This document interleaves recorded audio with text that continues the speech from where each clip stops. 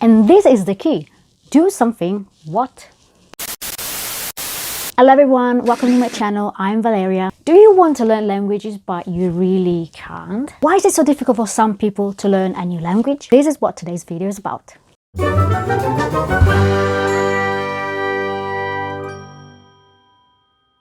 Learning languages is one of those things that seem to come really easy to some people and almost impossible to someone else. I knew many people who truly believe they cannot learn any language at all, and they don't even try because they know they would fail. If you're in the same situation, I have 5 reasons that might tell you why. Reason number 1.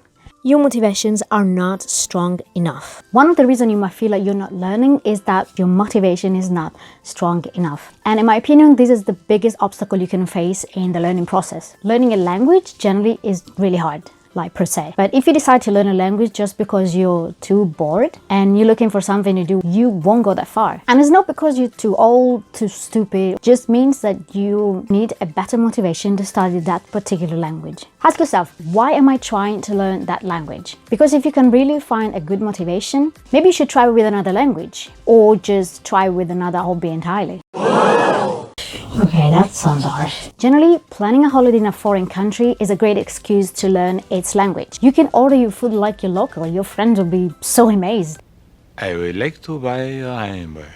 Or maybe there is a new foreign girl in town and you wish to draw her attention by showing interest in her country and in her language. Reason number 2, you quit too soon. You don't see improvement in the first 2 weeks and you start thinking you're too slow, you're too stupid, you're too busy, you just can't learn a language, and you quit. This is a common problem for people who are not used to learn language, because with language, the more you know, the less you know.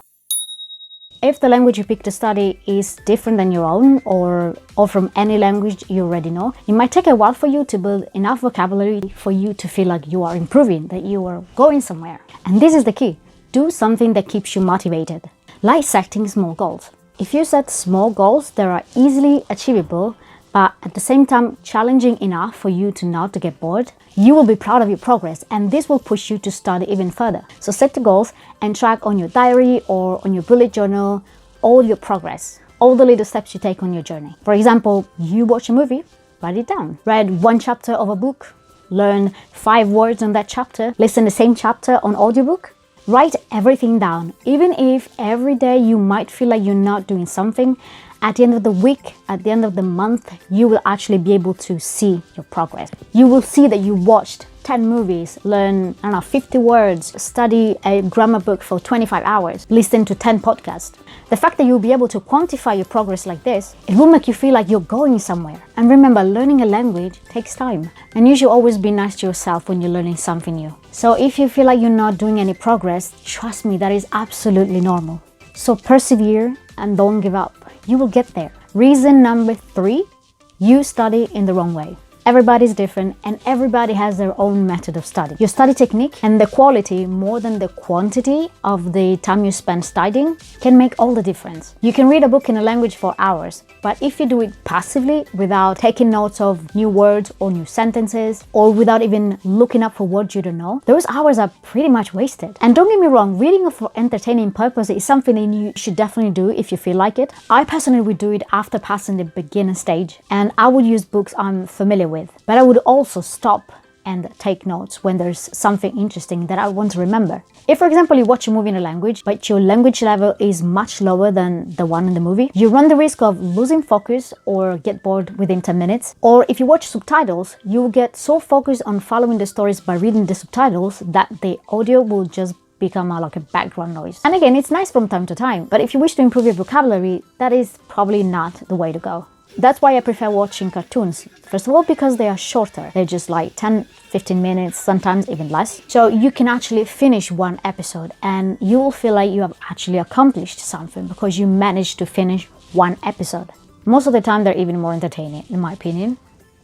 and especially the ones designed for younger kids, have a lower level of language, so they are easy to understand. So even if you have a basic understanding of a language, you will still be able to figure out what's going on, which is really good for your ego. In my case, when I'm at the early stage of a new language and I just want to get used to the sound of it, I watch movies I'm already familiar with. I generally go with Disney movies or the usual Harry Potter, Back to the Future, Home Alone, movies that I basically know by heart. I think those are my favorite movies. I already know what's going on the screen, and watching movies I already know and I like. It helps me stay focused and don't get bored, and I also take notes. This is how I learned English many years ago. I just watched tons and tons of Disney movies, and I wrote down every single word, every single expressions that I want to memorize, and most importantly, I kept revising those notes every day before watching another cartoon. I opened my diary and I kept revising those notes until I had everything memorized. This is a technique I still use nowadays, because even if I'm familiar with French and Spanish, for example, there are still words I don't know. So if I encounter a funny expression I want to memorize, I still write them down. This is the technique that has always worked for me. Finding the right technique for you might take a while. So try different things. Use different sources, different materials. Try with podcasts, movies, songs, with cartoons, studying with background music, without background music, in a quiet room, in a noisy room. So try until you find what works best for you. Reason number 4,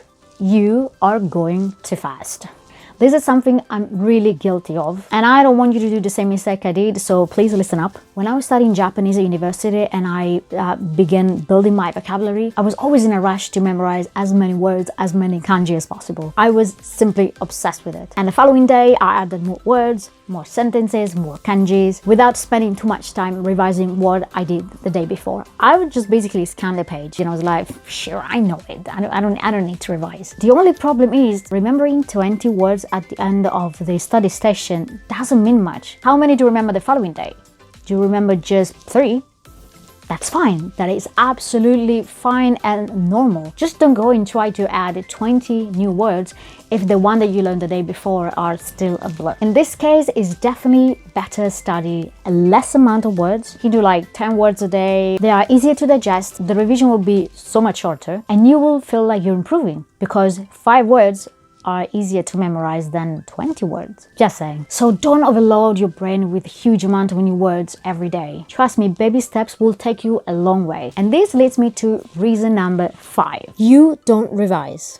Or at least not efficiently. I used to be a very, very bad reviser. I was like big level of shitty reviser. When I had a list of terms that I studied the day before, I literally scanned the page. Literally like 2 seconds. I never really took the time to check if those words were already in my memory bank. Generally they were not. I know many people use flashcards to help with revising. If you're like me and can't be bothered to cut the sheets of paper in the right size, you can buy packs of empty flashcards. They're on Amazon, or you can, like be a little bit more environmental friendly and go digital. I believe the most famous flashcard system is Anki. There are a gazillion, I don't even know if it's a word, but there are so many more others. For me, flashcards don't work simply because I cannot be bothered to input every new word I learn. Don't underestimate in revising. Revising is fundamental. Don't do as I did. I was a really, really bad reviser, and it wastes so much time if you don't revise. And this is it. 5 reasons why you might have problems learning new languages. Just so you know, there are more. I didn't want to make this video too long, so I'll probably make a second part of this video